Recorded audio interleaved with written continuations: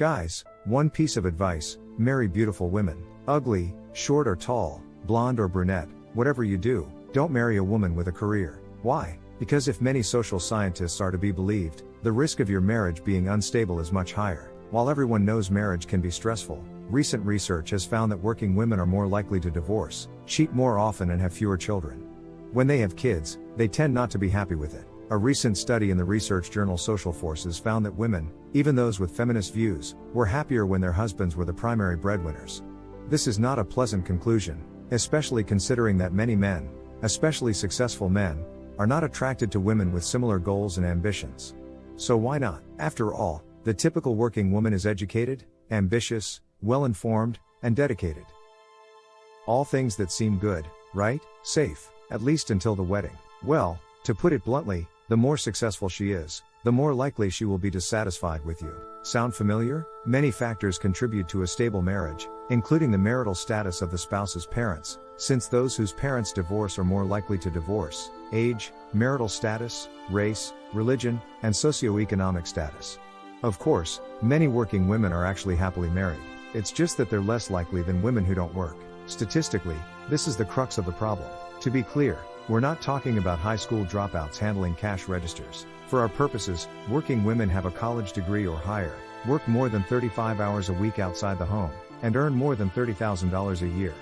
Marrying these women is troublesome, if tons of research is to be believed. If they quit their jobs to take care of their children at home, they will not be happy. They make more money than you and they're unhappy. They make more money than you and you're unhappy. You get sick more easily, and even your house goes into debt, according to Marriage and Family Journal in 2003. Why? According to the Institute for Social Research. Well, while the differences between jobs, women, and divorce rates are complex and controversial, much of the reasoning is based on a good deal of economic theory and some common sense. In classical economics, marriage was, at least in part, a practice and a job specialization. Traditionally, men have tended to have market or paid work outside the home, while women have tended to have non-market or domestic work, including child rearing.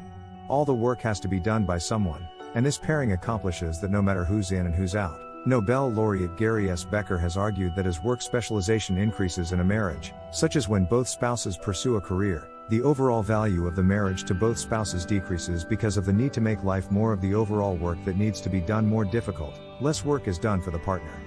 Couples are more likely to divorce. In fact, empirical research has found just that. In 2004, John H. Johnson examined data from the Income and Plan Participation Survey and concluded that gender had a significant effect on the relationship between hours worked and increased likelihood of divorce. Women's hours worked consistently increased divorce, while increases in men's hours tended to have no statistical effect. I also found that couples in which both spouses work have a much higher divorce rate than couples in which only one spouse works, Johnson said. Other studies that focus on employment rather than work hours have concluded that working outside the home does increase marital stability, at least when the marriage is happy. But even in these studies, employment rates were positively associated with divorce rates when marriage quality was low. Another reason why careers are good for marriage is obvious to anyone who has seen their friends elope with coworkers. When your spouse goes out to work, the chances of them meeting someone more desirable than you increase. The work environment presents a variety of potential partners with whom individuals typically spend a great deal of time, and much more. According to an extensive review of the published literature, people with higher levels of education are more likely to have extramarital sex. Those with a college degree were 175 times more likely to cheat than those with a high school diploma. Also, women who earn more than $30,000 a year are more likely to cheat. If cheating leads to divorce, then you're in trouble. Divorce was positively associated with higher rates of alcohol abuse, clinical depression, and suicide. Other studies have linked divorce to increased rates of cancer, stroke, and sexually transmitted diseases, and divorce is financially devastating. According to a recent study on the impact of marriage and divorce on wealth, divorcees experienced an average 77% reduction in total wealth. So why not stay single? Because academically, a strong marriage has many benefits that go beyond personal happiness.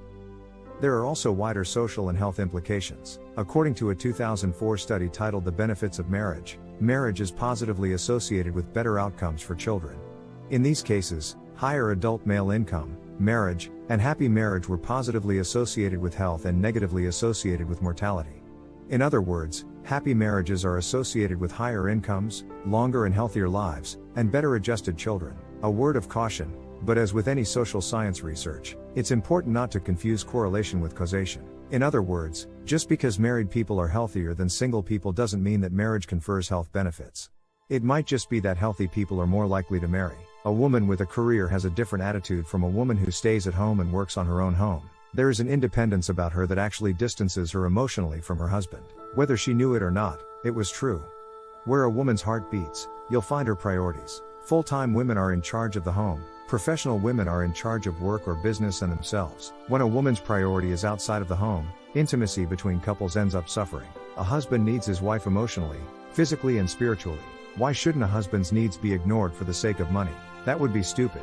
Due to feminist attitudes, most Korean women show a bossy and harsh attitude towards their husbands. Her harsh attitude made her the head of the family. She cares about her husband and makes decisions in the family.